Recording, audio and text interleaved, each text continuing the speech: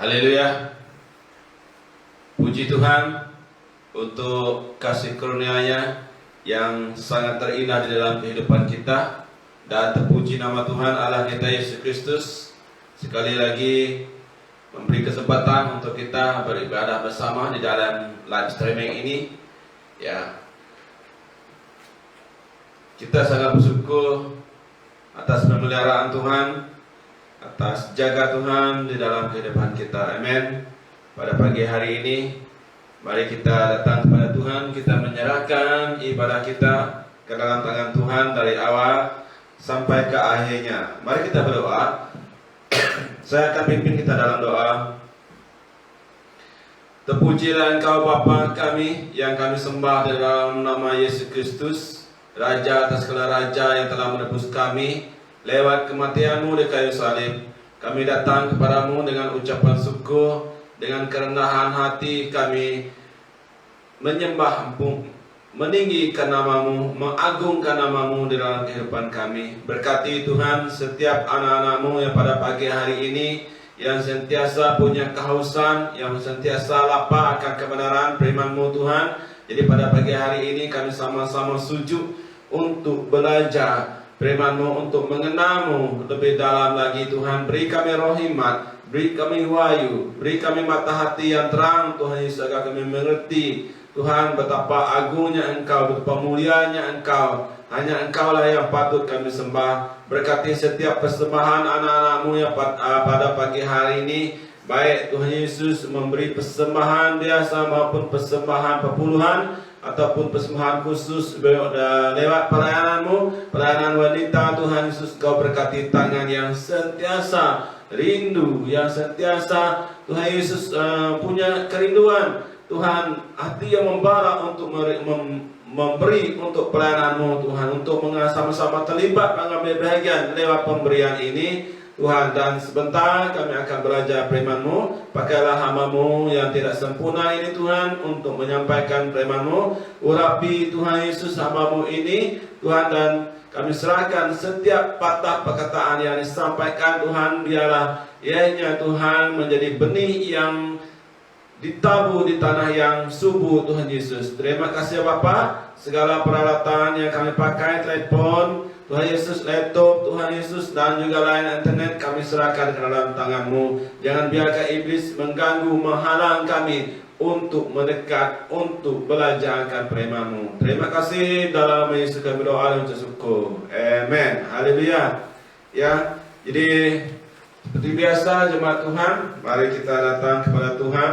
Selamat datang kepada jemaat Tuhan dimanapun berada yang mengikuti live streaming ini. Ya, pada pagi hari ini kita ada dua persembahan. Yang pertama seperti biasa kita memberi untuk gereja Tuhan, tanda ucapan syukur kita bahwa Allah sentiasa memberkati kita, bahwa Allah adalah sumber berkat di dalam kehidupan kita. Dan yang kedua adalah persembahan doa dan terima pelayanan wanita BEM, ya, BEM Sarawak. Jadi sila BN yang persembahan Anda ke dalam public bank account ataupun ya terus diberi kepada bendahari kita Cikgu Penny. Ya. Jadi jemaat Tuhan, masa ini adalah masa kita mendekat kepada Tuhan, masa kita mendidik keluarga kita, mendidik anak-anak kita untuk mendekat kepada Tuhan. Amin. Dari itu kita sama fokus. Ya, jangan tertarik ya dengan media sosial yang lain, jangan tertarik kepada internet, WhatsApp ataupun ya FB. Kita tertarik hanya kepada Tuhan saja, mendekat kepada Tuhan saja. Pada pagi hari ini mari kita buka Alkitab kita menyambung pelajaran kita Efesus 1 ayat 19 sampai ke 23. Di mana kita telah belajar Efesus 1 ayat sampai ayat ke-18. Ya, pada hari ini kita belajar dari Efesus 1 ayat 19 sampai ke 23. Efesus 1 ayat 19 sampai ke 23. Jika sudah mendapat, mari kita baca bersama. Kita cari ya, baik di dalam handphone maupun di dalam Alkitab kita.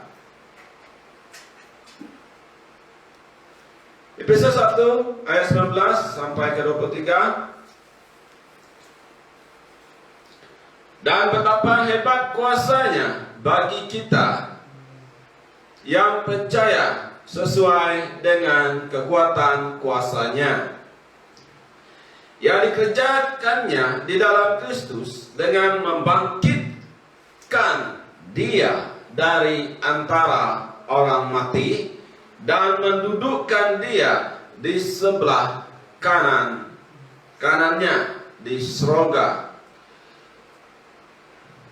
jauh lebih tinggi dari segala pemerintah dan penguasa dan kekuasaan dan kerajaan dan tiap-tiap nama yang disebut, bukan hanya di dunia ini saja, melainkan juga di dunia yang akan datang, dan segala sesuatu telah diletakkannya di bawah kaki Kristus, dan dia telah diberikannya kepada jemaat sebagai kepala dari segala yang ada. Jemaat yang adalah tubuhnya, yaitu kepenuhan dia yang memenuhi semua dan segala sesuatu. Jemaat Tuhan dikasihi, pada minggu lepas kita belajar tentang doa Paulus ya. Sebelum itu harap kita catat firman Tuhan yang kita pelajari untuk kita mengingati ya, dengan mudah untuk mengingati firman Tuhan. Ya, pada minggu lepas jemaat Tuhan kita telah belajar doa Paulus.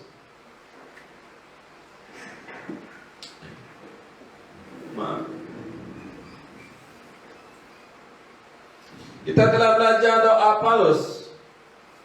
Ya. Doa Paulus. Paulus berdoa agar jemaat Tuhan memiliki hikmat, agar jemaat Tuhan memiliki wahyu, agar jemaat Tuhan memiliki mata hati yang terang. Ini doa Paulus. Paulus selalu mengingat mereka dalam doa. Paulus selalu mendukung mereka dalam doa. Paulus selalu mengangkat mereka dalam doa. Paulus bangkitkan mereka di dalam doa Paulus. Paulus bungkus mereka dalam doa Paulus. Ya, Paulus mau mereka lebih dan lebih jauh bertumbuh mengenal Allah yang benar. Amen. Jadi, jemaat Tuhan yang dikasihi, tema firman Tuhan yang kita pelajari adalah mengenal Allah dengan benar. Mengenal Allah dengan benar. Ya.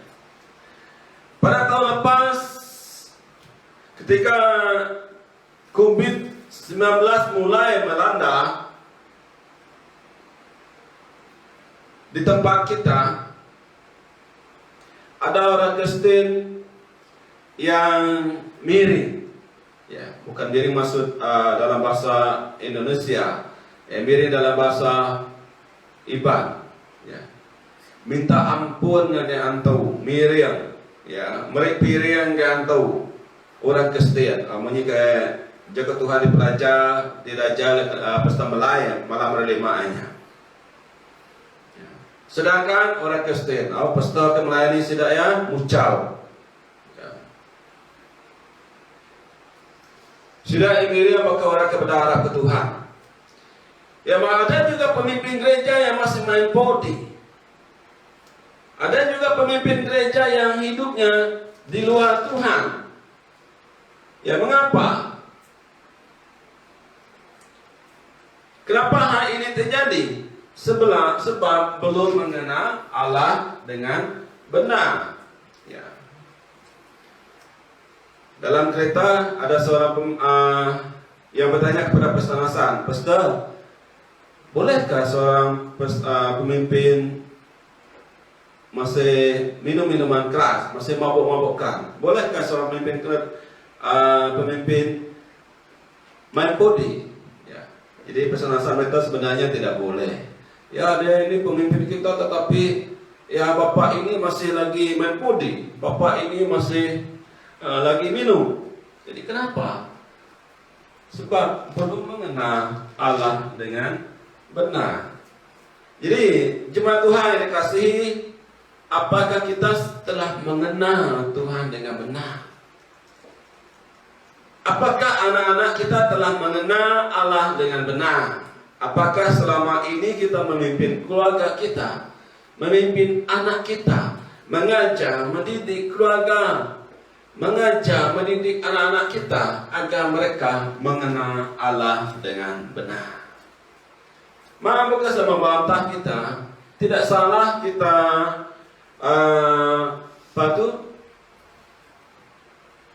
mendidik anak kita dengan pelajaran, kita fokus dengan pelajaran dunia. Tetapi apalah artinya pelajaran dunia, apalah artinya mereka mendapat pelajaran tinggi, apalah artinya mereka mendapat pangkat yang tinggi, gaji yang besar, tetapi hidup mereka tanpa mengenal Allah yang benar. Hidup mereka pasti hancur, hidup mereka pasti rosak ya pada masa akan datang. Jadi jemaat Tuhan yang dikasihi, mari kita bawa keluarga kita, bawa anak-anak kita, utamakan untuk mengenal Allah dengan benar. Kita harus mengenal Allah dengan benar. Ya, sangat penting bagi kita untuk mengenal Allah dengan benar. Setelah saya menerima Yesus menjadi Tuhan dan Juru Selamat, kerinduan saya untuk mengenal Allah dengan benar begitu mendalam. Meskipun saya baca Alkitab tidak lepas dari tangan saya. Kerinduan saya begitu membara untuk mengenal Allah dengan benar. Oleh sebab itu, sebab ketika itu saya kerja camp, saya mengambil keputusan berhenti kerja. Meskipun majikan saya mau menaikkan gaji saya, tetapi saya tetap mengambil keputusan untuk berhenti kerja. Ya, gaji tinggi bagi saya tidak arti tanpa saya mengenal Allah dengan benar. Ya, saya merasakan saya sangat perlu mengenal Allah ini lebih dalam lagi. Saya merasakan sangat perlu seseorang yang memimpin saya agar saya mengenal Allah dengan benar. Saya dapat merasakan begitu perlu bagi saya untuk bersekutu di dalam gereja Tuhan, gereja lokal, untuk membimbing saya agar saya mengenal Allah dengan benar. Jika kita mengenal Allah dengan benar, iman kita pasti bertumbuh. Yang percaya katakan amin. Jika anak-anak kita mengenal Allah dengan benar, iman mereka pasti bertumbuh. Ya. Iman mereka tidak akan mudah goyah. Apapun yang terjadi, mereka tidak akan meninggalkan Allah mereka yang mereka sembah. Mereka tidak akan menjual iman mereka kepada Yesus Kristus, karena mereka telah mengenal Allah dengan benar. Jemaat Tuhan, kita sedia maklum bahwa kita dibenarkan karena iman kita kepada Tuhan Yesus. Ya, kita hidup damai sejahtera dengan Allah oleh karena iman kita terhadap Tuhan Yesus Kristus. Kita dibenarkan oleh darahnya yang kudus. Kita telah dibayar dengan harga yang mahal. Ya. Kita telah ditebus dengan darah Kristus yang tercurah di atas kayu salib di bukit Keberi. Kita telah dibenarkan dan diselamatkan oleh Dia, bukan dengan emas, bukan dengan perak, bukan dengan intan, bukan dengan permata, bukan dengan seluruh harta kekayaan dunia ini, bukan dengan barang-barang panah. Kita ditebus dengan darah Yesus. Oleh itu, jemaat Tuhan yang saya kasihi, kita harus sentiasa sedar. Kita harus sentiasa ingat betapa hebatnya kuasa Allah yang kita sembah di dalam Yesus Kristus Tuhan kita. Paulus berdoa bagi jemaat Tuhan di Efesus agar mereka memiliki hikmat dan wahyu, agar mereka memiliki hati yang terang, untuk mereka mengerti dan memahami betapa hebatnya kuasa Allah. Sesuai dengan pertumbuhan iman jemaat Efesus yang begitu luar biasa, Paulus mau mereka menyadari ini, betapa hebatnya kekuatan kuasa Allah yang telah dinyatakan lewat anak tunggalnya Yesus Kristus.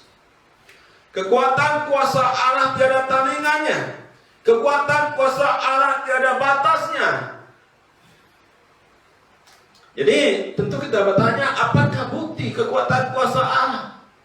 Bukti kekuatan kuasa Allah adalah membangkitkan Yesus Kristus dari antara orang mati. Siapakah yang pernah? Tuhan manakah yang pernah? Allah manakah yang pernah membangkitkan orang dari antara orang mati? Tidak ada, hanya Allah yang kita sembah lewat Yesus Kristus. Ekspresi tertinggi kehebatan kuasa Allah adalah membangkitkan Yesus yang telah 3 hari mati. Membangkitkan Yesus Kristus dari dunia orang mati. Tiada kuasa yang begitu hebat dan dahsyat yang kuat, yang sangat kuat, mampu membangkitkan orang dari dunia orang mati. Hanya Allah. Hanya kekuatan kuasa Allah yang mampu membangkitkan orang mati dari dunia orang mati. Inilah bukti kekuatan kuasa Allah. Semua manusia yang hidup di dunia ini, bila disebut saja tentang kata mati, sangat takut, sangat gentar. Bila disebut dengan kata mati, pasti dia marah. Bagi dia itu menyumpah dia. Bila kamu katakan kepada orang yang belum percaya, dalam mati, takut ya. Jakutnya jahit bagi dia. Tapi bagi kita yang Kristen, kita tidak takut. Saya pernah bertemu dengan seorang nenek, seorang punya bisnis yang boleh tahan. Saya tanya dia, saya berjumpa dengan dia dan melihat dia dalam keadaan yang tidak sehat. Madam, apakah kamu sakit? Oh tidak, saya sehat. Disebut perkataan sakit saja pun dia sudah takut, sedangkan dia sebenarnya sakit. Karena pantang bagi dia disebut sakit, dia takut terus sakit. Apalagi kalau disebut tentang kematian. Semua orang takut dan gentar bila diperhadapkan dengan namanya mati. Takut. Saya bukan lahir dari keluarga orang percaya kepada Tuhan Yesus. Maka dari kecil sampai ke besar, saya melihat jika ada orang mati di kampung saya, di rumah panjang kami, ataupun rumah panjang yang berdekatan di kampung kami, saya melihat orang begitu takut bila kematian menghadapi. Takut dengan kematian. Di sana ada hantu, di sini ada hantu, di sini ada hantu, di depan belakang ada hantu. Takut sebab hantu yang menguasai. Apatah lagi kepercayaan suku kami Iban, mati tidak punya harapan. Mati masuk ke sebayan. Selepas mati masuk ke sebayan. Di sebayan tiada apa-apa. Di sebayan hidup susah. Sungguh malang hidup ini. Mengapa? Sudahlah hidup susah, hidup menderita di dunia ini, mati, kemudian masuk ke sebaya, di sebayan tidak ada apa-apa. Sangat menyedihkan. Ya, berarti hidup penuh dengan kesusahan tanpa penghujung. Jadi di dalam hati saya berkata, saya tidak mau mati masuk ke sebaya. Saya mau mati, saya mau masuk ke surga. Tetapi apakah ada kuasa yang melepaskan saya dari kuasa kematian? Apakah ada siapa yang mampu membawa saya pergi ke surga? Pertanyaan itu sering kali bermain di pikiran saya, di dalam hati saya ketika itu. Puji Tuhan. Ketika saya bekerja di camp, Ada seorang anak Tuhan yang membawa Alkitab. Saya membaca dari kitab Kejadian. Saya melihat, saya membaca, wah inilah Tuhan yang saya cari selama ini. Inilah Tuhan yang patut saya sembah. Inilah Tuhan yang patut saya serahkan hidup saya kepadanya. Ya. Mulai dari itu, ya, saya tidak takut akan kematian. Saya siap sedia bila pun, ya dimanapun Tuhan menjemput saya. Karena saya yakin, saya mati, saya masuk ke surga. Di sana, ya, tiada tangisan, tiada air mata. Di sana penuh dengan sukacita, karena maut telah dikalahkan. Dikalahkan oleh siapa? Oleh Allah yang membangkitkan dia dari antara orang mati. Ya percaya katakan amin. Betapa hebatnya kekuatan kuasa Allah yang berkaya di dalam hidup kita. Amin. Kekuatan kuasa Allah aktif, bukan pasif. Itu yang harus kita sadari. Tiada kekuatan, tiada kuasa yang mampu menandingi kuasa Allah, yang melebihi kuasa Allah yang kita sembah. Dari itu kita harus sadar dan ingat bahwa kita bukan menyembah Tuhan sembarangan, dan kita juga bukan sembarangan orang. Ini yang harus kita ingat, ini yang harus kita sadar.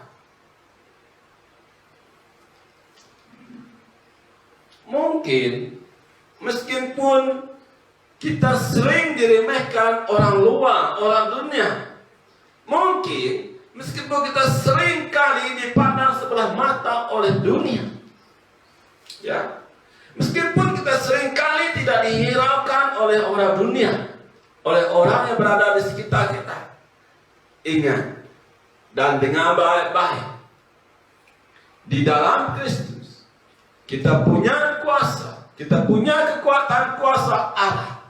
Kekuatan kuasa Allah telah dianugerahkan kepada kita. Buktinya, Pastor? Buktinya Markus 16 ayat 17 sampai ke 18. Tanda-tanda ini akan menyertai orang-orang yang percaya. Mereka akan mengusir setan-setan demi namaku. Mereka akan berbicara dalam bahasa-bahasa yang baru bagi mereka. Mereka akan memegang ular, dan sekalipun mereka minum racun maut, mereka tidak akan mendapat celaka. Ya, mereka meletakkan tangannya atas orang sakit, dan orang itu akan sembuh. Jadi jemaat Tuhan, sebagai gereja Tuhan, kita harus sentiasa sadar. Kita harus ingat ini, bahwa kita telah diberi kekuatan kuasa oleh Bapa di surga. Mungkin bagi kamu ayat ini sudah biasa, sehingga kamu tidak ingat, tidak peduli, sehingga firman Tuhan ini tidak hidup di dalam kehidupan Anda. Tetapi kita harus ingat, kita memiliki kekuatan kuasa Allah yang dunia tidak miliki. Ini kuasa yang dunia cari. Jadi tidak heran bila kita melihat, ya, bila film dibuat, ya, bintang film itu mereka diberi peranan, lakonan yang menggambarkan betapa kuat dan hebatnya mereka. Sebab itu kita lihat manusia di dunia ini, ya, manusia berebut untuk berkuasa, mau memiliki kuasa. Hebat bagaimanapun manusia itu, berkuasa bagaimanapun manusia itu, dan kita telah lihat, sejarah telah membuktikan beberapa manusia yang ada di dunia ini yang begitu berkuasa mau menguasai dunia. Contoh, kerajaan Romawi. Contoh, ya, Adolf Hitler, dia mau menguasai dunia ini, dia mau berkuasa atas dunia ini, dia melancarkan peperangan. Maka terjadilah peperangan di dunia, peperangan dunia kedua. Tetapi kuasa mereka sangat terbatas, sebab mereka hanya debu adanya seperti kita. Tetapi kuasa Allah tak terbatas, dari dulu, sekarang, dan untuk selama-lamanya tak akan terbatas. Jadi kekuatan kuasa Allah telah membangkitkan Yesus Kristus dari dunia orang mati. Kekuatan kuasa Allah itu juga yang membangkitkan kita dari kematian. Yang percaya katakan amin. Kekuatan kuasa Allah ini yang melepaskan kita dari dunia kematian dan memberi kita hidup. Jadi jangan takut, tiada penguasa, tiada kuasa manapun juga yang dapat merebut kita dari tangan Yesus Kristus Tuhan kita. Kekuatan kuasa Allah itu juga akan membangkitkan keluarga kita dari kematian. Yang percaya katakan amin. Ya, sebab itulah dari mula tadi saya katakan saya mendorong kita untuk kita mengajak anak kita, mendidik anak kita agar mengenal Allah yang benar. Supaya kuasa Allah bekerja di dalam keluarga kita, melepaskan dari kuasa kematian.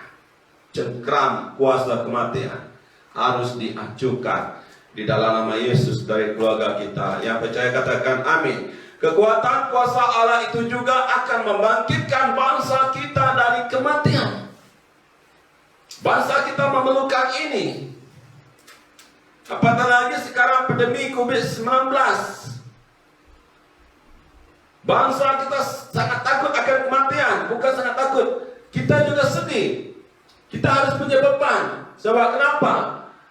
Jika mereka tidak punya kuasa Allah yang membangkitkan dari dunia orang mati, hidup mereka akan berakhir di kekalahan, yaitu di neraka yang tidak sepatutnya mereka berada. Jadi kekuatan kuasa Allah ini akan membangkitkan negara kita juga, membangkitkan keluarga kita, membangkitkan bangsa kita, membangkitkan negara kita, melepaskan dari negara kita dari kematian. Kita punya kuasa untuk meruntuhkan tembok-tembok. Kita punya kekuatan kuasa untuk membuka pintu-pintu yang tertutup. Kita punya kekuatan kuasa untuk mengikat dan untuk mengunci. Kita punya kuasa untuk masuk ke tempat yang orang dunia tidak dapat masuk. Sadarkah itu?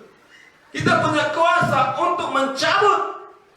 Kita punya kuasa untuk merubuhkan.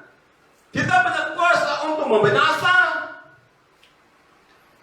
Kita punya kuasa untuk meruntuhkan, untuk membangun dan menanam. Yeremia 1 ayat 10. Kita punya kuasa untuk melepaskan jiwa-jiwa yang terikat dan dikuasai oleh iblis. Sebab itulah Yesus berkata, tanda-tanda ini akan menyertai orang percaya. Kita punya kekuatan dan kuasa yang tak terbataskan untuk mengalahkan iblis. Kita punya kuasa untuk menghadapi segala persoalan itu. Yang percaya katakan amin. Jadi, jemaat Tuhan yang dikasihi, jika kita gereja Tuhan tidak memanfaatkan kekuatan dan kuasa Allah yang telah diberikan kepada kita untuk melawan dan menghancurkan kekuatan kuasa kegelapan, untuk mengalahkan iblis, yang terjadi adalah gereja akan berperang sesama sendiri. Gereja akan saling menjatuh, saling menghancurkan sesama sendiri. Ini yang terjadi saya lihat di gereja, di setiap gereja. Gereja akan saling menggigit, gereja akan saling menikam, gereja akan saling menjatuhkan. Oleh sebab itu, sangat penting gereja mengaktifkan kekuatan dan kuasa Allah.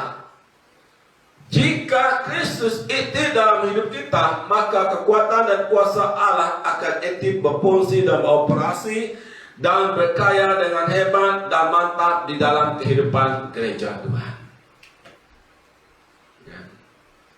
Jadi jemaat Tuhan dikasihi, marilah sebagai gereja Tuhan, marilah sebagai pemimpin gereja Tuhan, etikkan kekuatan kuasa Allah di dalam kehidupan kita masing-masing. Cukuplah bagi kita hanya berdiam dan berpuas hati hidup sebagai orang percaya. Kita selama ini merasa cukup hanya beribadah setiap minggu. Kita merasa cukup sebab dosa kita telah diampuni dan menjadi orang selamat. Buka pikiran kita, seperti kata Pastor Melai pada malam Jumat. Buka hati kita seluas-luasnya. Kenapa? Sebab Allah rindu mau memakai kita seperti Gideon. Allah rindu untuk memakai kita seperti Yesua. Allah rindu untuk memakai kita seperti Petrus. Petrus yang pada mulanya tiada prinsip dalam hidup, hanya cakap besar, tetapi telah berubah setelah dia mengetahui dia punya kuasa. Setelah dia betul-betul mengenal Allah yang benar. Allah mau memakai kita seperti Paulus yang menulis surat yang telah kita pelajari ini, surat Efesus. Allah tidak melihat posisi kita, apakah kita kaya atau miskin, apakah kita punya pendidikan yang tinggi atau tidak, apakah kita punya pangkat, gelar atau tidak. Allah tidak melihat berapa banyak gaji kita, apa kita punya puluhan ribu gaji satu bulan, atau kita kais pagi, makan pagi, kais petang, makan petang. Allah tidak melihat apakah kita sudah puluhan tahun menjadi orang Kristen, menjadi anak-anak Tuhan. Yang Allah lihat, yang membuat hati Allah tertarik kepada kita adalah Kristus hidup di dalam kehidupan kita. Amen. Maka dari itu, jika Kristus hidup di dalam diri kita, kita tidak akan berdiam diri. Saya terdorong dan juga dengan kata-kata Pastor Melai, suatu dia menyampaikan khotbah firman. Iman saya tanpa dicabar, katanya. Bila iman saya dicabar, saya tidak akan berdiam diri. Setiap cabaran akan membangkitkannya. Begitu juga kita sebagai jemaat Tuhan, kita jangan berdiam diri di masa pandemi ini. Pandemi ini bukan halangan kita untuk maju di dalam Tuhan. Maka dari itu kita harus punya hati yang lapar, hati yang haus akan kebenaran firman Tuhan. Jangan sibuk dengan dunia ini, siapapun sibuk. Ya. Sangat menyedihkan bila seseorang bertanya kepada kita, ya mengapa kamu tidak ikut ya menara doa online? Oh, saya sibuk lah. Sampai bila kamu harus sibuk dengan dunia ini? Sampai kamu mati. Kata di dunia ini tidak akan kamu bawa kemana-mana. Sesibuk apapun kamu, ya berilah masa untuk Tuhan. Semua kita sibuk, saya pun sibuk. Waktu saya masih kerja juga dulu saya sibuk. Tetapi saya pandai membagi, dan saya juga membawa anak saya, mengajar keluarga saya untuk membagi masa dengan Tuhan. Sesibuk apapun saya. Tetapi bila saya tidak ada konser, tidak ada kebaktian doa, tidak kalau bukan hari Ahad, bukan masa konser, bukan masa kebaktian, saya bekerja sampai larut malam. Saya boleh bekerja sampai jam 3 pagi. Saya boleh tidur hanya jam 3 jam saja. Jam 6 saya bangun. Jam 7 saya mulai kerja. Tetapi bila ada waktu kebaktian, saya pisahkan masa, saya bagikan masa saya. Jangan terlalu sibuk. Jangan menyibukkan diri. Beri masa untuk Tuhan. Jangan takut berobat untuk bayar data, untuk beli data. Ikut live streaming, ikut menara doa, ikut Zoom doa yang lain. Malam Isnin kita ada Zoom doa dengan pusat. Ini adalah satu kesempatan yang sangat indah. Ya, selama ini kita tidak ada peluang, sebab kita berjauhan dari Miri dengan kita sini jauh untuk bersama dengan mereka di pusat. Tetapi sekarang lewat pandemi kita dapat bertemu muka dengan semua anak-anak Tuhan, dengan semua hamba Tuhan lewat Zoom meeting dengan alat gadget. Pakai gadget kita untuk mendekat dengan Tuhan. Ajar didik anak-anak kita untuk membagi masa. Ajar didik anak-anak kita untuk mengutamakan Tuhan. Jangan mendidik anak kita dengan sibuk, sebab iblis memakai kesibukan Anda untuk menjauhkan Anda dari Tuhan. Dengan kesibukan iblis menjauhkan Anda untuk bertemu dengan Tuhan. Itu yang iblis lakukan dengan umat Israel di Mesir. Dan teknik ini juga iblis pakai pada saat ini. Berhati-hati. Jangan kamu marah dengan teguran saya pada pagi hari ini. Ini untuk kebaikan Anda. Oh, ini mereka semayang. Jika pesta kasar, jika Tuhan baik pesta tajam, jika Tuhan baik pesta nembak kami. Maaf, jika tidak karena Tuhan, saya tidak akan menegur Anda. Siapalah saya ini. Tetapi karena Tuhan telah memberi kepercayaan kepada saya, sebab itu saya berani menegur kamu. Sebab Tuhan mengasihi kamu. Ya. Jangan berdiam diri, jangan terus terikat dengan kesibukan dunia ini, jangan terus terkungkung, ya, terus terpaku dengan kesibukan. Persahabatan kamu dengan dunia tidak akan membawa kamu kemana. Persahabatan kamu dengan dunia akan menghancurkan hidup kamu. Tuhan tidak mau kita berdiam diri. Tuhan mau setiap kita sebagai anaknya berfungsi sesuai karunia yang telah dianugerahkannya kepada kita.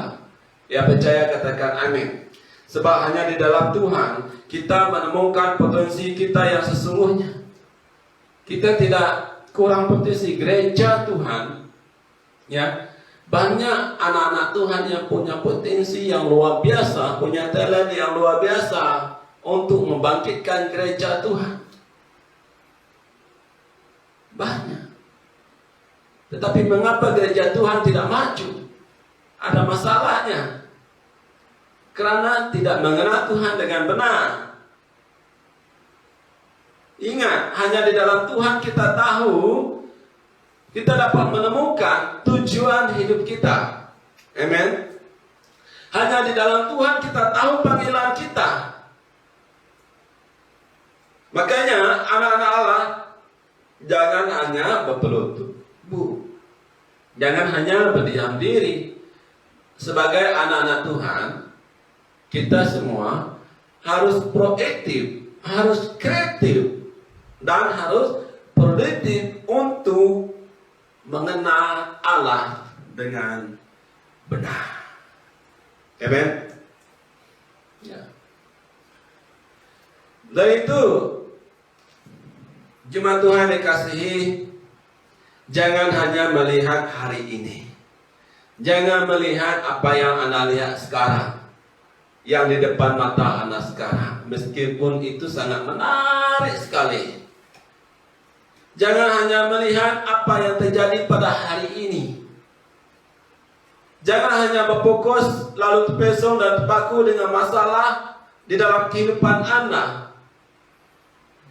Jangan hanya terfokus dengan sakit penyakit yang sedang Anda alami pada saat ini. Paulus berkata, di dalam Tuhan betapa hebat kekuatan dan kuasa Allah yang ada di dalam diri kita. Kekuatan dan kuasa Allah yang ada di dalam diri kita tidak dapat diukur, tak terukur, tak terbatas, dan tak pernah terkalahkan. Yang percaya katakan amin. Ya, jadi betapa dasarnya kekuatan dan kuasa Allah yang berkarya di dalam hidup kita. Kehebatan kekuatan kuasa Allah harus diaktifkan, harus dipraktikkan. Sebab alam begitu rindu untuk menyatakan kuasanya di dalam kehidupan kita, seperti Sandra, seperti Mesa, seperti Abednego. Mereka hidup di tengah-tengah orang yang tidak percaya. Mereka hidup di tengah-tengah penyembah berhala yang dikuasai oleh kegelapan.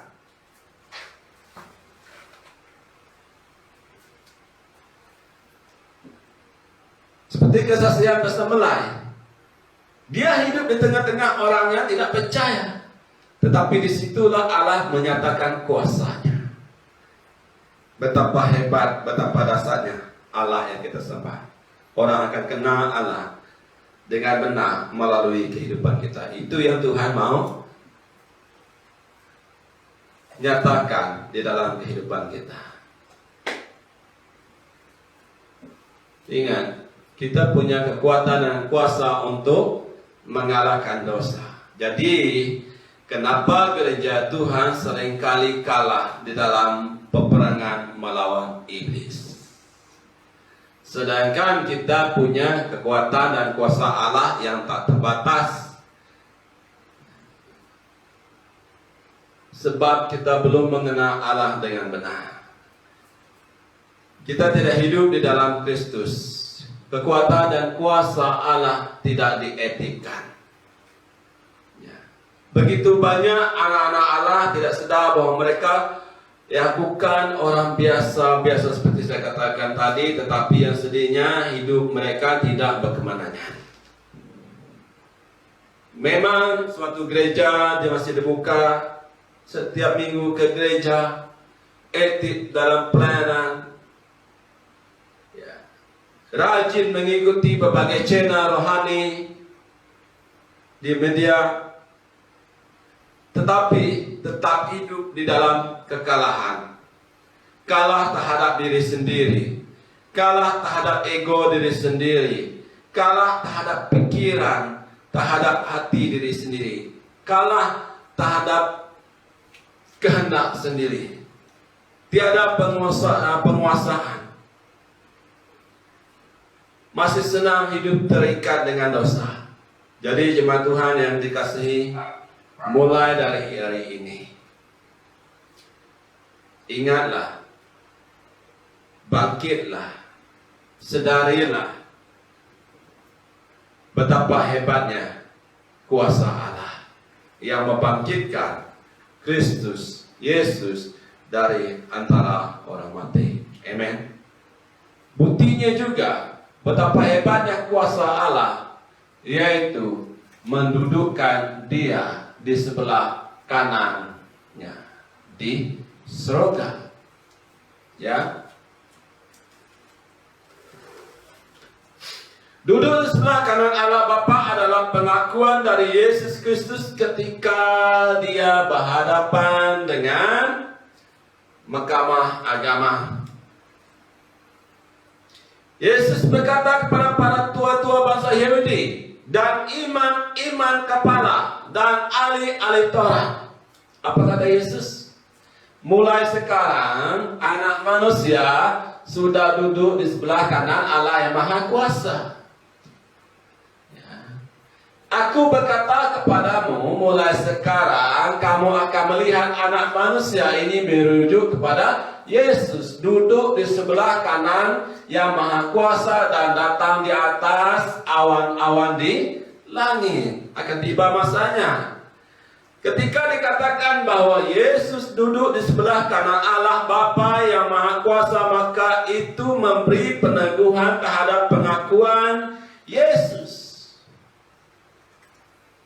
sebelum dia ditangkap, sebelum dia disalib. Ini pengakuan Yesus. Ungkapan Yesus duduk di sebelah kanan Allah bukan berarti ada dua Allah. Bukan juga berarti ada dua pribadi, Allah dan Yesus. Bukan. Duduk di sebelah kanan Allah yang Maha Tinggi mengarah pada pemahaman Yahudi tentang Mesias dan digenapi di dalam diri anak manusia, Yesus Kristus. Ini sesuai dengan Mazmur 110 ayat 1. Mazmur Daud, demikianlah firman Tuhan kepada Tuanku, duduklah di sebelah kanan kananku sampai kubuat musuh-musuhmu menjadi tumpuan kakimu. Jadi jemaat Tuhan yang dikasihi, makna duduk di sebelah kanan Allah, ya, Allah Bapa bagi Yesus Kristus adalah Yesus berkuasa memerintah di surga. Dia memegang otoriti dan kekuasaan tertinggi dengan duduk di sebelah kanan Bapa, menyatakan bahwa Kristus adalah sama dan sejajar dengan kekuasaannya dengan Allah. Ya, percaya katakan amin. Ya, ini anak-anak kita harus kenal, supaya mereka bukan hanya nama Kristen saja, supaya mereka tidak berpuas hati hanya dibaptis. Ya, Ibrani 1 ayat 3, ia adalah cahaya kemuliaan Allah dan gambar wujud Allah, dan menopang segala yang ada dengan firman-Nya yang penuh kekuasaan. Dan setelah ia selesai mengadakan penyucian dosa, ia duduk di sebelah kanan Yang Maha Kuasa di tempat yang tinggi. Dia duduk di sebelah kanan Yang Maha Besar di tempat yang tinggi. Ya. Yesus bukan hanya dipemuliakan, Yesus duduk di sebelah kanan Allah Bapa yang Maha Kuasa. Berarti duduk di sebelah kanan Allah adalah lambang dari kekuasaan, lambang dari kekuatan, penghormatan. Kedudukan Yesus Kristus sebagai Mesias. Hanya Kristus satu-satunya yang berhak duduk di sebelah kanan Allah Bapa dan menerima kehormatan dan kemuliaan. Yesus telah duduk di sebelah kanan Allah dari sejak kekekalan dan sampai kekekalan. Yang percaya katakan amin. Ya, jemaat Tuhan dikasihi, kebenaran ini seharusnya mengangkat kita, menjadi satu dorongan bagi kita, menjadi satu langkah yang tajam bagi kita untuk melangkah lebih jauh lagi di dalam kehidupan kita sebagai anak-anak Allah. Kebenaran ini bukan hanya disertai dengan hati yang takjub, kagum, bukan, tidak cukup dengan itu, tetapi harus disertai dengan satu tindakan, sebab satu tindakan lebih penting dari 1000 perkataan. Maka dari itu hidup kita hendaklah sentiasa meninggikan Tuhan, mengagungkan, memuliakan Tuhan. Ini tanggung jawab kita, tugas kita sebagai gereja Tuhan, harus menyatakan pemerintahan Kristus yang tidak terlihat itu kepada dunia. Allah itu memakai kita untuk menyatakan bahwa Yesus Kristus yang berkuasa atas surga dan dunia. Ini tanggung jawab yang istimewa, tugas yang sangat istimewa bagi kita, agar orang lain mengenal Yesus Kristus adalah Tuhan lewat kehidupan kita sebagai orang percaya. Yang percaya katakan amin. Tuhan rindu untuk memakai kita agar orang lain mengenal Yesus Kristus, lalu membuka pintu hati mereka, menyerahkan hidup mereka, mengaku bahwa Yesus adalah Tuhan. Kedua, kemenangannya mengukuhkan otoriti pemerintahan sebagai raja, ya, yang duduk di sebelah kanan Allah setelah ia naik ke surga, sesudah segala mereka kuasa dan kekuatan ditaklukkan kepada Yesus. Gambaran duduk di sebelah kanan ibarat pahlawan ataupun seorang panglima perang yang meraih kejayaan besar, kemenangan yang besar di dalam medan peperangan. Dan dia memperlihatkan kemenangan yang telah diraihnya. Tetapi Yesus jauh melebihi pahlawan perang yang pernah ada di dunia ini. Dia duduk di sebelah kanan Bapa untuk menyatakan kemenangannya atas segala makhluk dan segala kuasa ditaklukkan kepadanya. Segala malaikat, segala kuasa dan kekuatan ditaklukkan kepadanya. Di kemenangannya mengukuhkan otoriti dan pemerintahan Kristus sebagai raja di atas segala raja.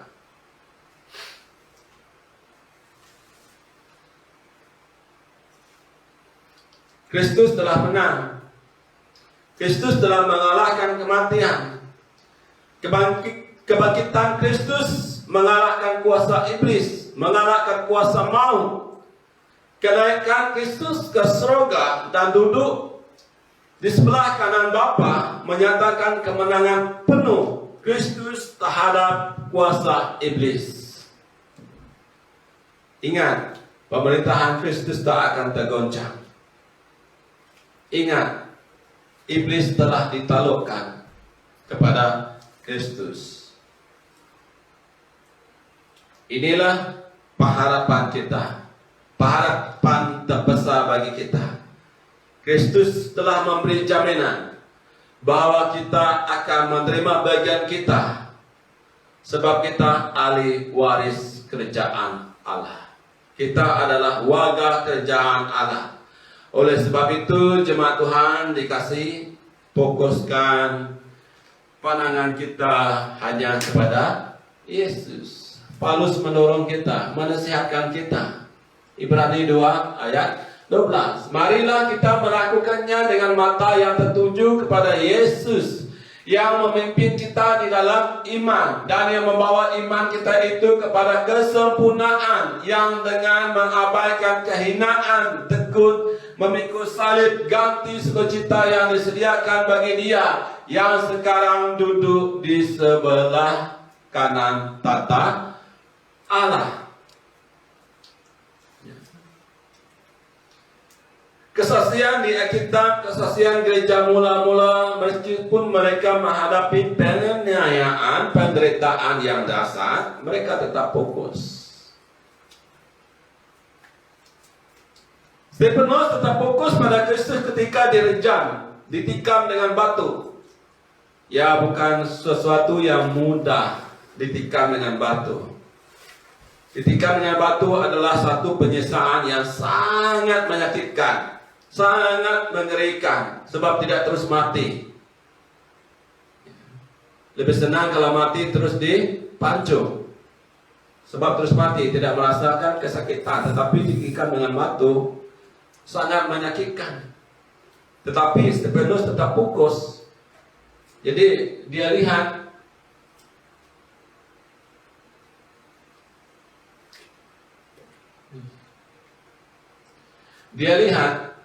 sungguh, lalu katanya, sungguh aku melihat langit terbuka dan anak manusia berdiri di sebelah kanan Allah. Yesus menjemput dia. Dia melihat Yesus di sebelah kanan Allah. Dia melihat Yesus menjemput dia lewat kematiannya yang ditikam dengan batu.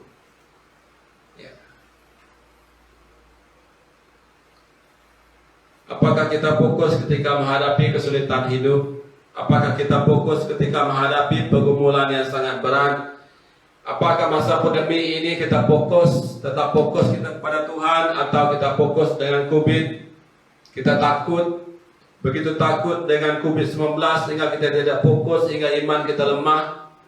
Sepatutnya pandemi COVID ini yang mencabar kita, harus kita lebih fokus kepada Tuhan, bukan fokus kepada pandemi COVID. Ya, jangan takut. Jika Tuhan mengambil kita dengan COVID ini, menyebut kita, puji Tuhan. Jika tidak, puji Tuhan. Hidup adalah untuk Kristus, mati adalah keuntungan. Orang Efesus, hidup mereka bukan mudah. Seperti saya katakan, mereka penyembah Dewi Artemis. Mereka sering bersama 1000 pelacur. Keseronokan dunia menguasai mereka. Setelah mereka menyerahkan hidup mereka ke dalam tangan Yesus Kristus bukan mudah. Mereka sering diejek, mereka sering dihina, namun mereka tidak pernah menyerah kalah. Mereka tidak pernah lemah terhadap tantangan masalah. Mereka juga tidak terpedaya dengan berbagai tipu daya iblis yang ingin menarik mereka kembali untuk menyembah Dewi Artemis. Tetapi mereka tetap hidup berkemenangan. Mereka tetap setia. Mengapa? Sebab mereka telah mengenal Allah dengan benar. Marilah jemaat Tuhan, kenal Allah dengan benar. Ajak anak-anak kita, dorong anak-anak kita agar mereka mengenal Allah dengan benar. Yang kedua, mengenal Allah dengan benar. Tadi kita melihat, kita belajar betapa hebatnya kuasa Allah. Dan yang kedua, segala sesuatu di bawah kaki Kristus. Sekali lagi menandakan kekuasaan Kristus. Ayat 21 sampai 23. Jauh lebih tinggi dari segala pemerintah dan penguasa dan kekuasaan dan kerajaan dan tiap-tiap nama yang dapat disebut, bukan hanya di dunia ini saja, melainkan juga di dunia yang akan datang. Ya.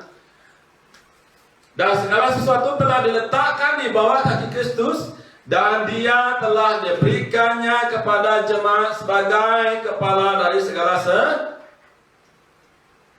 segala yang ada.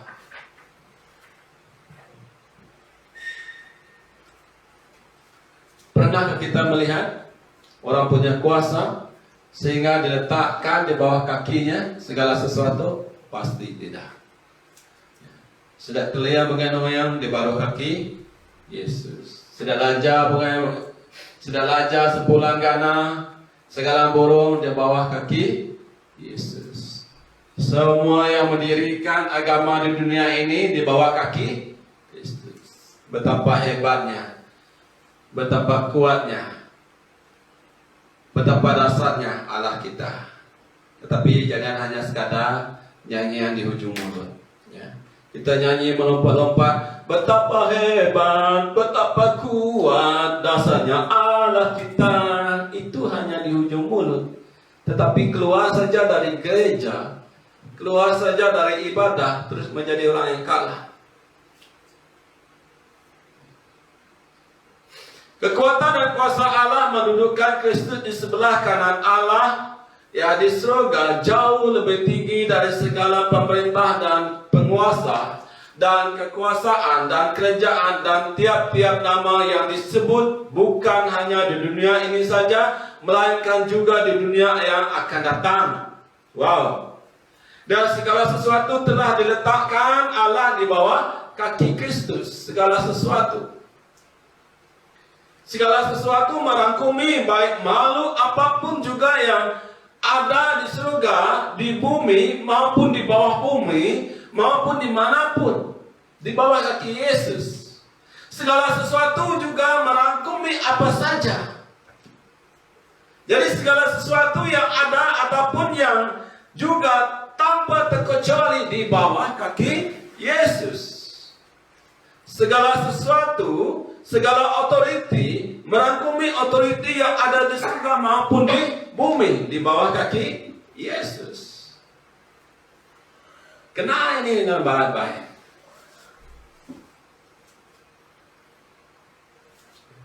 Semua di bawah kaki Yesus. Baik dunia masa lalu, baik dunia masa sekarang, baik dunia yang akan datang, semuanya di bawah kaki Yesus. Kuasa itu ada di dalam kita. Kuasa Yesus yang berkuasa atas segala sesuatu, semuanya di bawah kaki Yesus ada di dalam kita. Kuasa itu yang memampukan kita melakukan perkara besar. Kita tahu, kita sedia maklum, tiada mustahil bagi Allah. Tetapi bila kita mau melakukan sesuatu, kita tidak mampu. Una uliahnya pesta. Nadai jakunya pesta. Nah uliah gereja kita pesta. Ini di mana kuasa Kristus yang ada di dalam diri kita. Sepatutnya kuasa Kristus itu yang membuatkan tiada yang suka, tiada yang mustahil bagi kita. Kuasa itu sepatutnya membuat tiada apapun yang dapat mengalahkan kita. Kuasa itu yang harus membuka pikiran kita, hati kita, untuk menarik kita lebih dekat lagi dengan Tuhan. Kuasa itu yang mengalahkan apapun yang menghalangi kita untuk mendekat kepada Tuhan. Yang percaya katakan amin. Kuasa itu yang membuat kita tidak rugi untuk berkorban hanya membayar berapa saja data untuk kita online dengan Tuhan, bersekutu dengan jemaat Tuhan. Yang menyedihkannya, untuk bayar data kita sangat merasa rugi. Tetapi untuk perkara-perkara lain di dunia kita tidak merasa rugi, meskipun melebihi dari data yang kita bayar. Alangkah ceteknya pikiran kita, hati kita, ceteknya iman kita, sehingga 10-20 pun kita tidak mau berkorban untuk iman kita. Kuasa itu sepatutnya tidak akan membuat kita terpaku seperti tunggu tanpa dapat melakukan apa-apa. Kuasa itu yang membangkitkan, membuat iman kita hidup, bertindak, bukan berdiam diri. Jika kita dapat menangkap kekuatan kuasa Allah, dapat menangkap yang segala sesuatu ditaruhkan di bawah kaki Kristus, gereja Tuhan pasti dapat melakukan apa saja. Yang percaya katakan amin. Gereja Tuhan pasti akan punya pandangan untuk bergerak maju ke depan seperti Paulus. Tiada lagi istilah tidak mampu yang bermain dan menguasai pikiran hati kita dan terukir di ujung bibir kita. Tidak mampu, tidak mampu. Kalau gereja lain mampu, mengapa kita tidak mampu? Kalau gereja lain dapat melakukan segala sesuatu, mengapa kita tidak mampu? Kalau gereja lain dipakai Tuhan mengoncangkan dunia, mengapa gereja kita tidak mampu? Mengapa? Sebab Yesus belum menjadi kepala.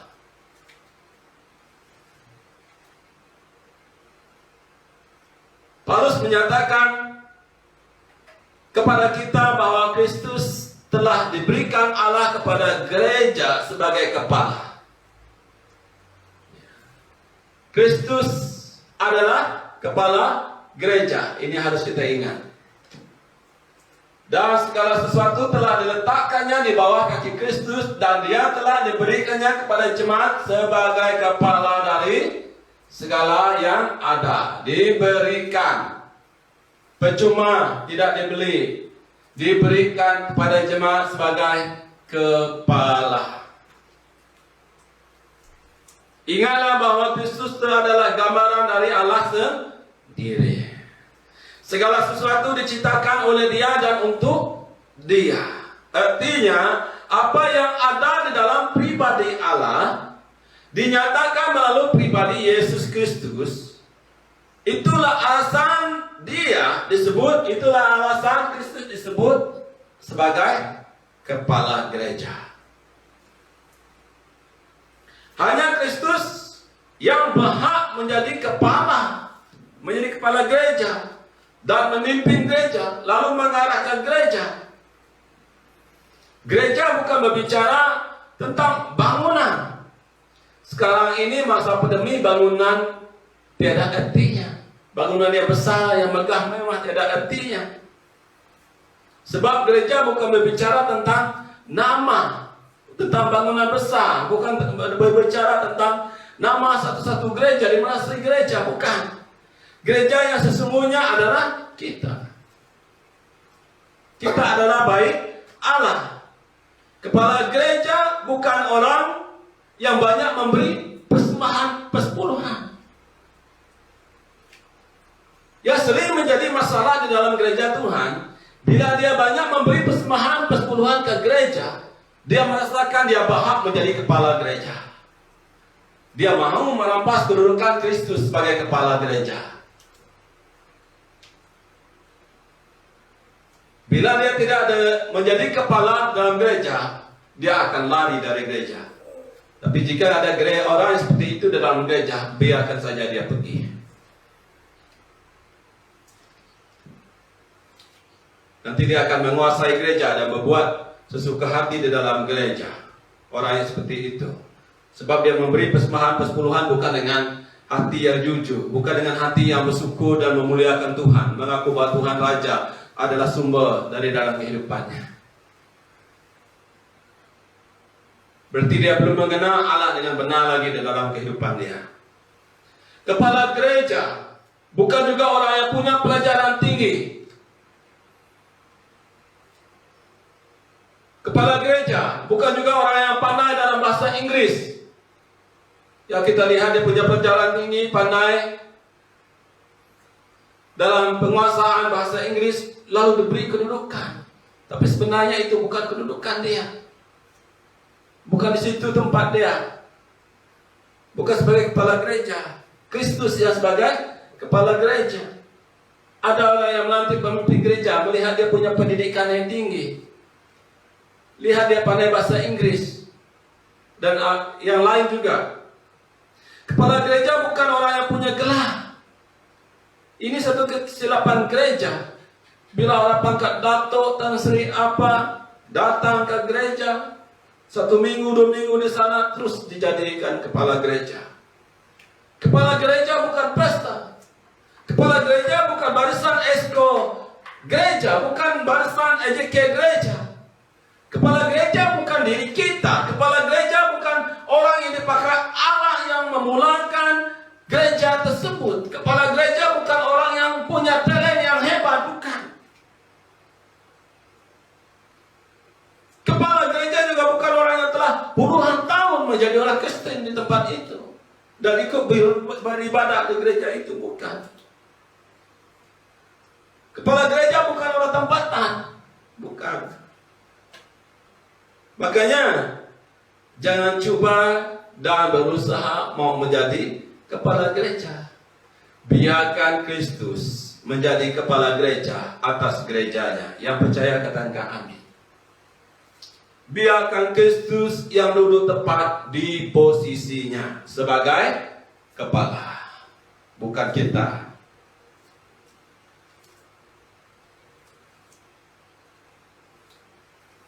Ingatlah, kita ini hanya debu.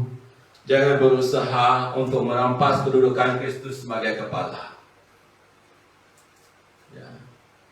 Maka dari itu jangan berebut-rebut untuk merampas kedudukan Kristus menjadi kepala gereja. Ya. Benar, saya mengaminkan kata Pastor Belai. Jika orang yang menyatakan bahwa dirinya hebat, yang menyatakan dirinya tahu semua, ada question mark di sana. Sebab orang yang dipilih Tuhan, yang memimpin, dipilih Tuhan memimpin hamba Tuhan. Buktinya juga di kita adalah orang yang mengaku, siapakah aku ini? Aku tidak tahu apa-apa. Saya tidak pandai bercakap. Musa, Yeremia, orang dipilih Tuhan, ini yang keluar dari mulut mereka, yang mengaku kelemahan mereka terbatas. Bukan orang yang menyatakan kehebatannya, kepintarannya. Bukan. Tuhan selalu memilih pemimpinnya, orang yang melayani dengan kerendahan hati. Orang yang sering mengaku, aku nak nemu Aku dah nemu berjakau. Yang selalu dipilih Tuhan. Jangan berebut menjadi kepala gereja meskipun kamu dipakai Tuhan untuk menumbuhkan gerejanya. Bersyukur sebab Tuhan memakai kamu yang menumbuhkan gerejanya. Begitu banyak anak-anak Allah yang berebut jawatan di gereja. Ini menyatakan mereka belum mengenal Allah. Ini menyatakan bahwa Yesus belum duduk di tempat yang tepat di dalam kehidupan, di dalam hati anak-anak Tuhan. Berebut menjadi kepala menguasai gereja. Bila tidak ada jawatan dalam gereja, melaju lalu lari. Biarkan dia lari, biarkan dia melaju. Ada juga bila diberi jawatan, Tuhan memberi kepercayaan amanah di dalam gereja dengan jawatan yang baik, yang bagus, ya, tetapi tidak menghargai amanah kepercayaan yang Tuhan berikan. Bermain-main dengan amanah kepercayaan yang Tuhan berikan, letak jawatan sesuka hatinya, tidak menghargai kepercayaan Tuhan. Kepercayaan Tuhan seperti barang mainan, tiada arti. Itu tandanya tidak menghormati Tuhan. Itu tandanya Yesus bukan kepala.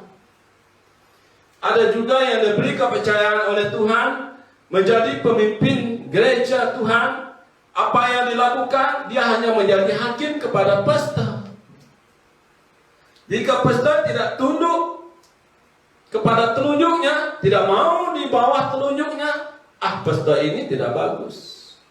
Lalu disingkirkan, dibuang, pesta ini tidak bagus. Sepatutnya bila kita diberikan kepercayaan oleh Tuhan menjadi pemimpin gereja Tuhan, dan kita bukan kepala, Yesus yang kepala. Yang kita lakukan adalah bagaimana kita harus mengangkat gereja Tuhan. Bagaimana agar jemaat Tuhan ini bertumbuh di dalam iman mereka. Apa yang harus saya lakukan? Itu yang harus kita tanyakan kepada Tuhan. Apa yang harus saya lakukan bagi gereja Tuhan ini? Kita harus berdoa agar diberi hikmat memimpin gereja Tuhan, agar gereja Tuhan meningkat, agar gereja Tuhan bertumbuh, agar gereja Tuhan berkembang. Kita berdoa pada Tuhan, minta wahyu, minta mata hati yang terang. Ini yang harus kita lakukan.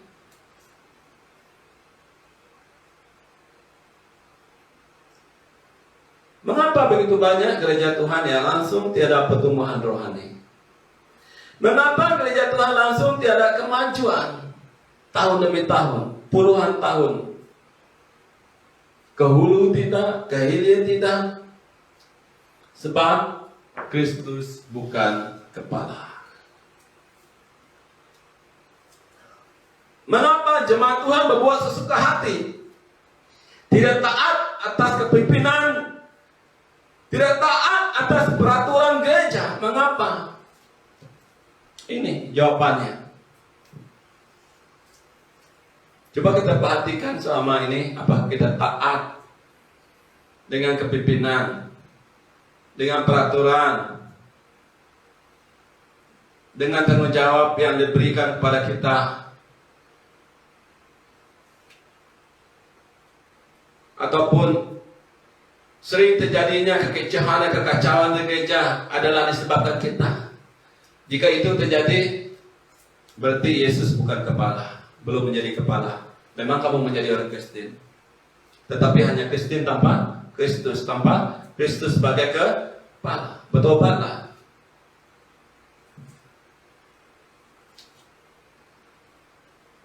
Kembalilah kepada Yesus, tempatkan Kristus di tempat tertinggi di dalam kehidupan kita. Biarkan Yesus menjadi kepala di dalam kehidupan kita. Mengapa gereja orang lain hebat, tetapi yang peliknya kita sering terkejar-kejar gereja orang lain. Hebat mat gerejanya. Ya baru ya kita ngagai gereja orangnya. Gereja kita bukan hebat, itu Yesus jadi kepala. Ti Yesus jadi kepala, ya, nuan hati ti dekat bekerja sama ngangkat ke gereja Tuhan. Laba Yesus jadi kepala. Nak nuan sibuk-sibuk ngagai gereja orang. Nak salah. Pemasangan gereja orang seharusnya menjadi dorongan bagi kita untuk mengangkat gereja kita, untuk membangun, memajukan gereja kita. Bukannya kita terkejar-kejar gereja orang lain, sampai bila kita terkejar-kejar dengan gereja orang lain, sedangkan Yesus tidak menjadi kepala dalam kehidupan kita. Ya. Hebat pastornya. Mengapa pastor mereka hebat? Karena jemaat mereka, Yesus adalah kepalanya. Mereka memberi kerjasama kepada pastor mereka sebab Yesus ada kepala. Sebab itu gereja mereka hebat, pastor mereka hebat. Tidak perlu lagi kita terkejar-kejar gereja orang lain.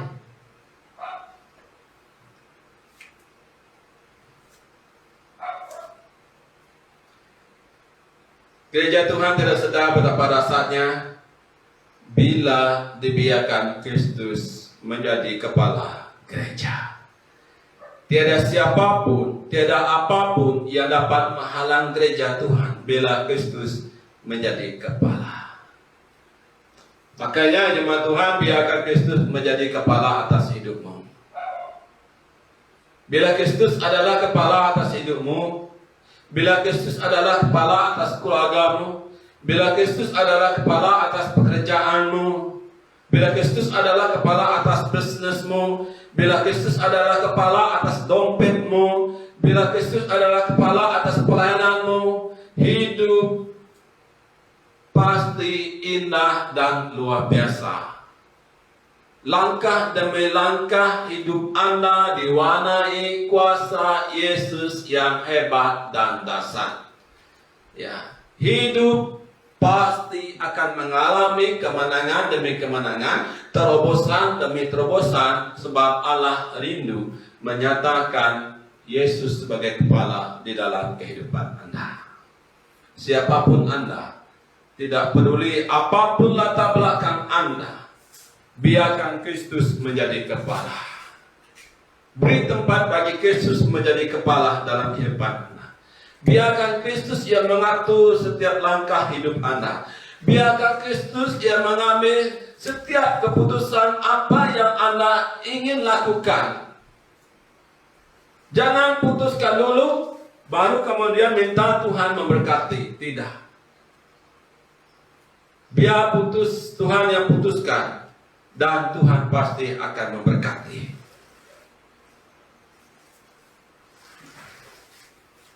Jika Kristus yang menjadi kepala atas hidup kita, jika Yesus Kristus menjadi kepala atas gerejanya, maka kekuatan, kuasa, kebangkitan Kristus akan bekerja dengan luar biasa di dalam tubuh gereja Kristus. Gereja Tuhan pasti akan mengalami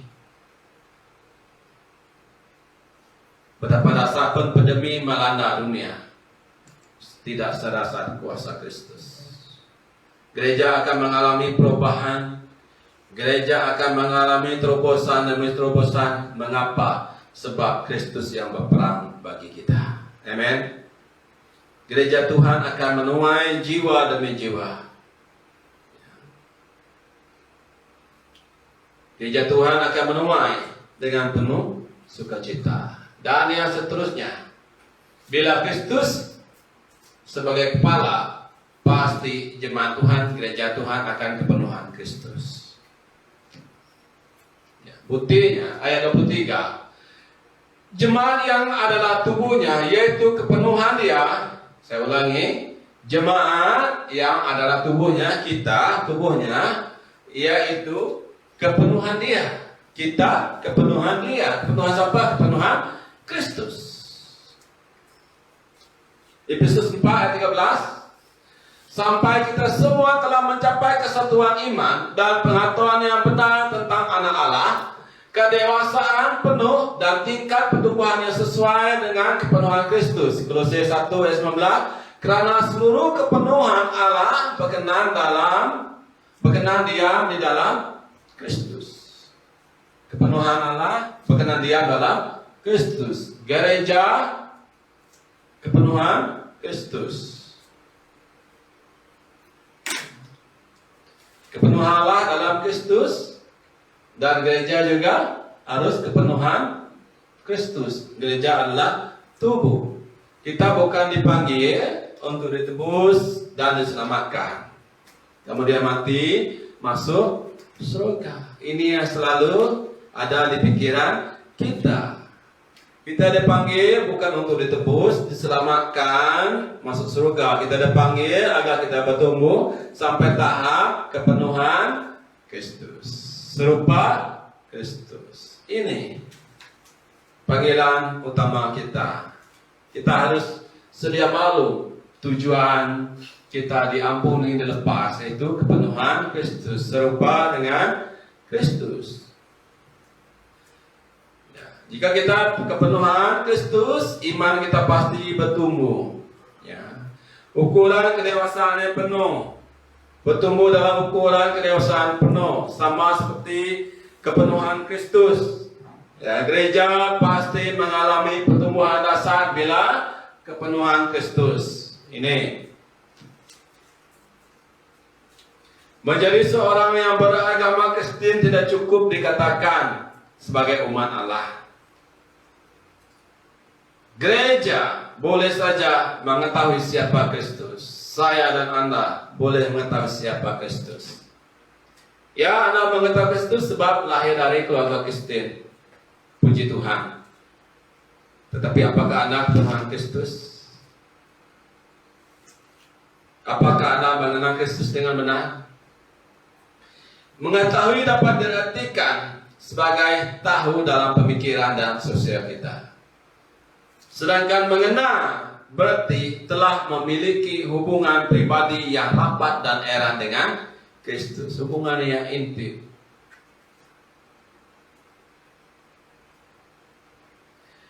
Mengenal yang dimaksudkan adalah bahwa Allah merindukan kita semua hidup dalam kepenuhan Kristus. Kepenuhan Kristus adalah keadaan pengenalan di dalam kasih karunia-Nya hingga kita mencapai keadaan yang sempurna dan genap dalam Kristus. Amin. Yohanes 1:16, karena dari kepenuhannya kita semua telah menerima kasih karunia demi kasih karunia. Haleluya. Ini buktinya.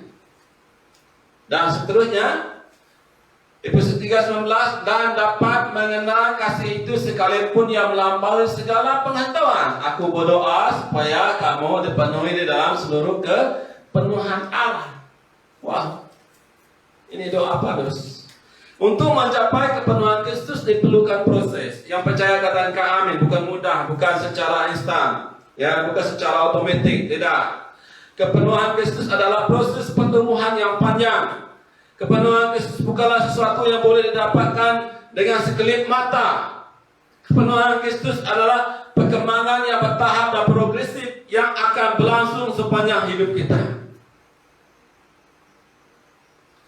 Di pengudusan Allah bersifat progresif sehingga ada dalam titik kesempurnaan kekal. Ya. Disinilah pentingnya kita belajar untuk hidup dalam kepenuhan Kristus. Jadi jemaat Tuhan yang kasih, marilah kita hidup sebagai orang yang telah dipanggil berpadanan dengan panggilan itu, panggilan kita. Ya, janganlah menjadi seperti serupa dengan dunia. Seperti saya katakan tadi, orang di dunia sibuk, Anda pun sibuk. Jangan seperti dunia. Orang dunia tidak ada masa untuk dengan Tuhan, Anda juga tidak ada masa dengan Tuhan. Yesus tidak mati di kayu salib agar kita sekadar hidup dengan nyaman dan terpenuhi seperti standar budaya modern ini. Tujuannya adalah jauh lebih dalam. Dia mau kita seperti Kristus Yesus. Harus kepenuhan Kristus. Kita harus sempurna. Dan kita sedang disempurnakan. Kita harus mengalami proses untuk disempurnakan sampai kedatangan Tuhan Yesus yang kedua kali. Oleh sebab itu kita harus berani dan tegas membuat keputusan yang berbeda ya, dengan kebanyakan orang dunia. Jangan serupa dengan dunia. Berubahlah. Berubahlah. Ini masa kita berubah. Ini masa kita bertobat. Ini masa kita fokus ya, agar kita dibentuk serupa dengan Kristus, kepenuhan Kristus. Allah memanggil kita dan memisahkan kita dengan dunia ini, sebab Allah jauh lebih tertarik pada siapa kita daripada apa yang kita lakukan. Kita adalah manusia, bukan apa yang diperbuat oleh manusia. Seperti saya katakan pada khotbah minggu lepas, kita hidup, bukan hidup kita ditentukan oleh manusia. Hidup kita adalah ditentukan oleh Allah, sebab kita milik Allah. Tuhan lebih jauh peduli tentang kereta daripada karya kita, daripada profesi kita. Karena yang kita bawa kekekalan adalah kereta kita, bukan profesi kita. Kesibukan kita tidak akan dibawa.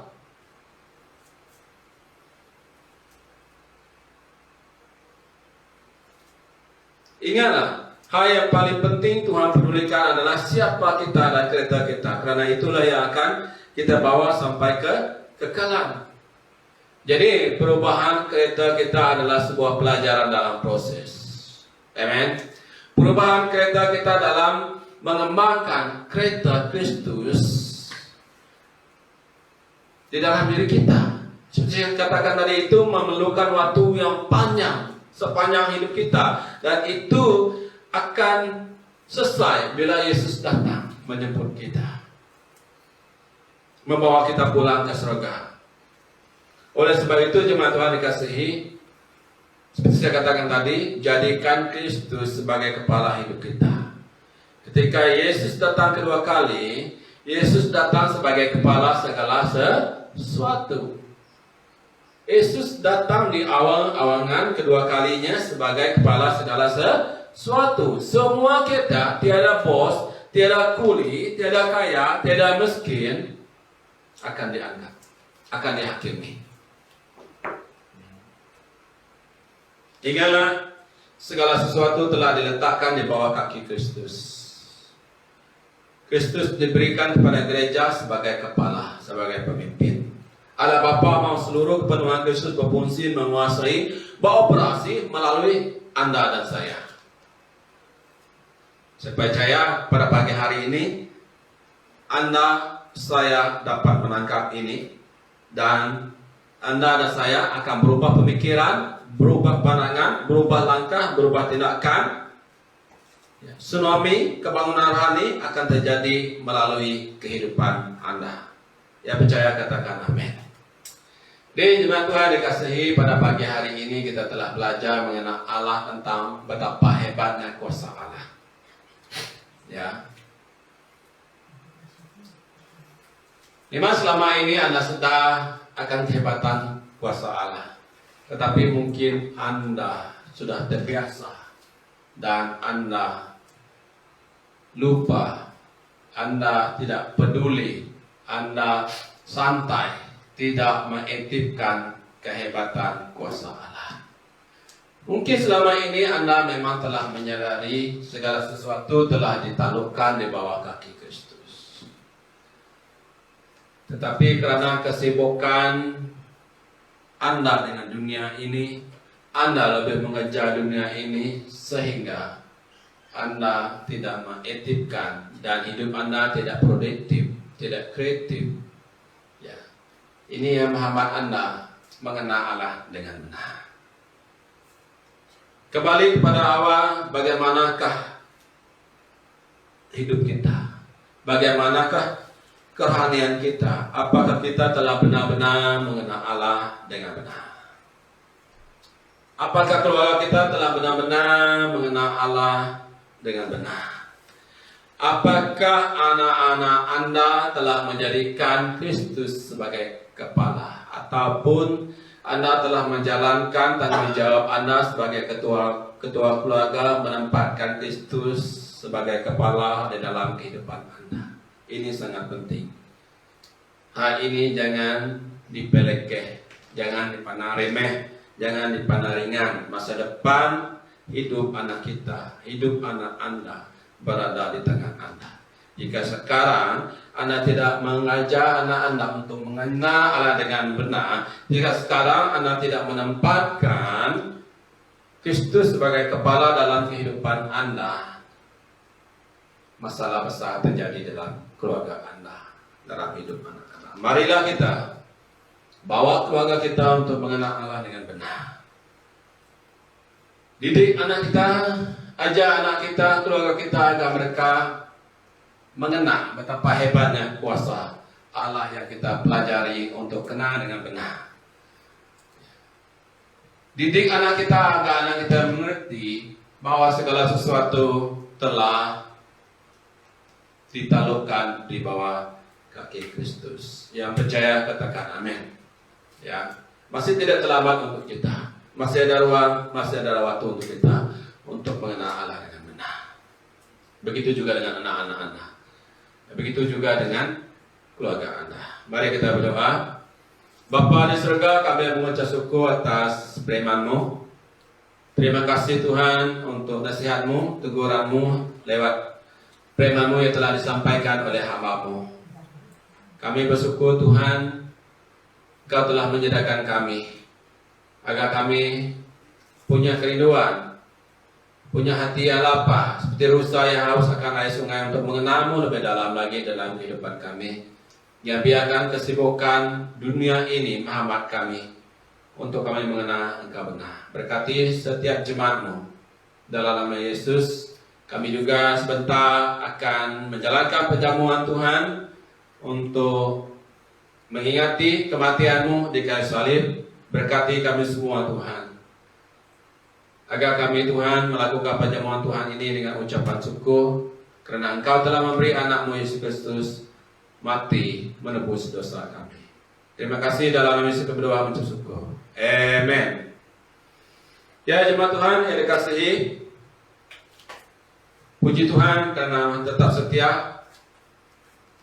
sampai ke saat ini beribadah bersama kita di dalam khotbah online, dan sebentar kita akan mengadakan perjamuan Tuhan. Dipersiapkan perjamuan Tuhan. Sila ambil roti dan air.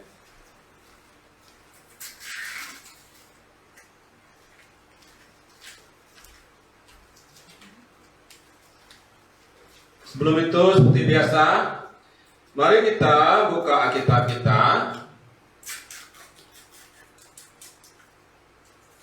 Mari kita buka Alkitab dalam 1 Korintus. Saya harap dapat dilihat dengan jelas, ya, di telepon Anda maupun di laptop Anda. 1 Korintus 11 ayat 22 sampai ke 23. Sudah? Ya, mari kita buka Alkitab kita.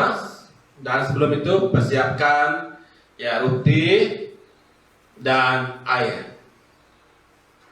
Puji nama Tuhan, pada hari ini kita dapat ya melakukan perintah Tuhan. Sebelum kematian Yesus Kristus kedua kali, Yesus memperingatkan kita untuk kita melakukan perjamuan Tuhan. 1 Korintus 11 ayat 23 sampai ke 33.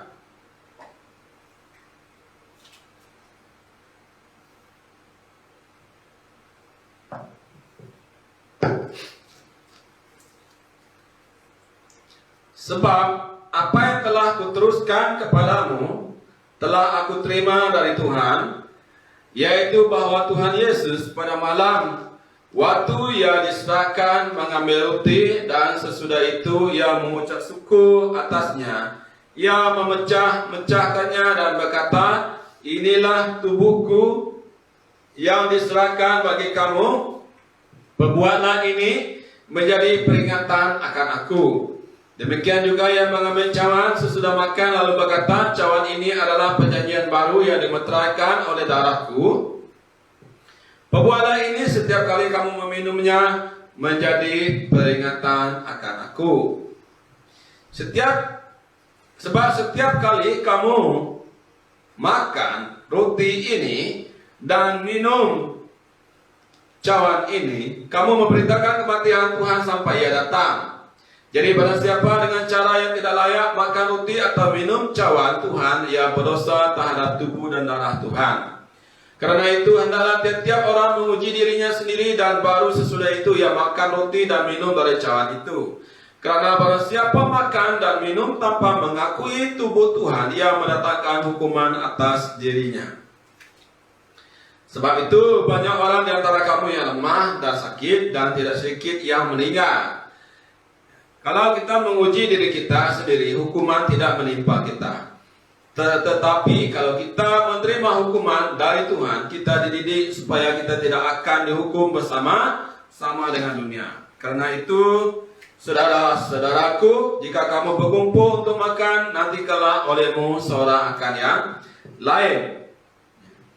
Jadi seperti biasa jemaat Tuhan yang dapat terlibat mengambil dalam perjamuan Tuhan adalah yang telah dibaptis. Namun demikian firman Tuhan berkata kita harus menyelidiki kita, ya. Dan kita melakukan perjamuan Tuhan dengan cara terhormat. Jadi setiap kita makan dan minum roti ini, kita memberitakan kematian Yesus Kristus sampai Ia datang. Jadi pada siapa dengan cara yang tidak layak, yang makan roti atau minum cawan Tuhan, ia berdosa terhadap tubuh dan darah Kristus. Jadi yang kita lakukan adalah hendaklah setiap orang memuji dirinya, dan sesudah itu ia makan roti dari minum, ya. Kita uji diri kita, dan jika ada apa-apa yang tidak baik pada kita, baik kita merendah diri di dalam tangan Tuhan, kita mohon ampun kepada Tuhan. Sudah siap jemaat Tuhan? Kita makan bersama perjamuan Tuhan pada hari ini. Jika sudah siap, mari berdiri. Tanda hormat kita. Dan sesudah itu yang mengucap syukur atasnya, yang memecah-mecah dan berkata, inilah tubuhku yang diserahkan bagi kamu, perbuatlah ini menjadi peringatan akan aku. Mari kita makan bersama.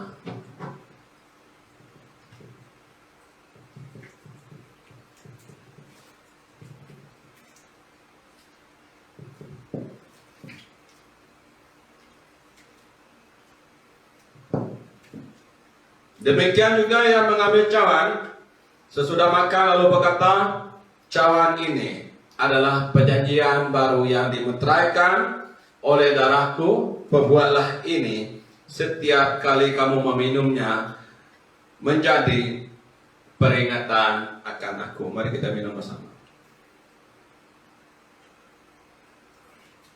Mari kita berdoa.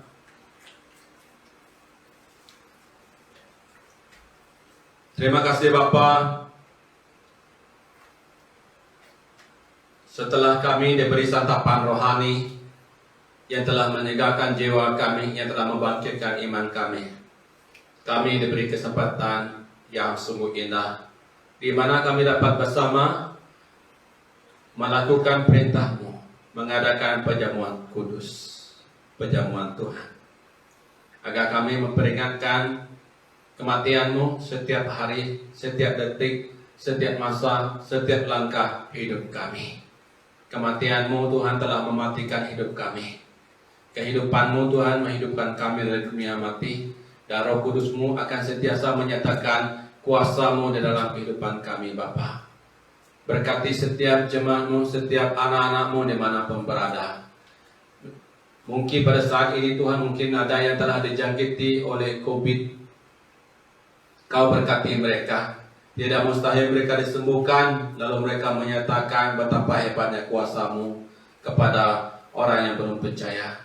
Dan bagi kami Tuhan, anak-Mu, baik yang bekerja dimanapun berada, sepanjang perjalanan hidup harian, Tuhan, setiap minggu yang mendatang, hari-hari yang mereka lalui akan dibungkusi dengan darah suci-Mu. Tangan-Mu yang akan mengawali mereka dari kanan, kiri, depan dan belakang, atas dan bawah Tuhan. Mereka akan sentiasa aman di bawah jagaan-Mu, di bawah kuasa tangan-Mu yang maha kuasa Tuhan. Berkati setiap anak-anak-Mu Tuhan yang melakukan pekerjaan, baik pun yang bekerja lewat dengan kerjaan, dengan swasta maupun yang bekerja sendiri sebagai petani. Tuhan yang bisnis sendiri, Engkau berkati mereka. Berkati anak-anak kami juga yang belajar dari rumah agar Engkau memberi iman kepada mereka.